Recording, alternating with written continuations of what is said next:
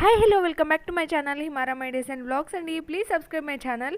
ఈ శారీ మొత్తం ఒకేలాగా ఉంది. దీనికి కొంచెం డిఫరెంట్గా ట్రై చేద్దామని నా దగ్గర మిగిలిపోయిన క్లాత్లన్నీ ఉంటే అవన్నీ ముందేసుకొని కూర్చున్నా.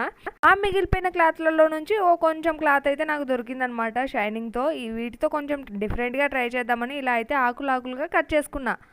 మనకు దొరికిన క్లాత్లో నుంచి ఇలా ముక్కలుగా కట్ చేసుకున్న తర్వాత ఇంకా కొంచెం మిగిలింది. అది దేనికన్నా యూజ్ అవుతుందేమో అలా పక్కకు పెట్టేద్దాం. వీటిని ఈ ఆకులను ఇంట్రెస్టింగ్ లుక్లోకి తీసుకురావడానికి నేను ఇక్కడ 30 తిప్పలు పడిపోతున్నా. మొత్తానికి ఈ షేప్ అయితే కుదిరింది. అన్నిటిని అలాగే స్టిచ్ చేసుకుందామని అరేంజ్ చేసుకున్నాను.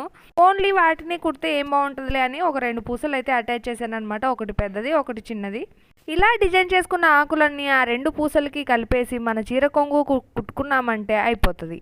అన్నిటికీ థ్రెడ్ ట్యాజిల్స్ ఏమేస్తాం, ఈసారి క్లాత్ ట్యాజిల్స్ వేసేసాం. ఎలా ఉందనేది కామెంట్ చేయడం మర్చిపోకండి. ఇలాంటివి మనం దుపట్టాస్కి కూడా ట్రై చేయొచ్చు.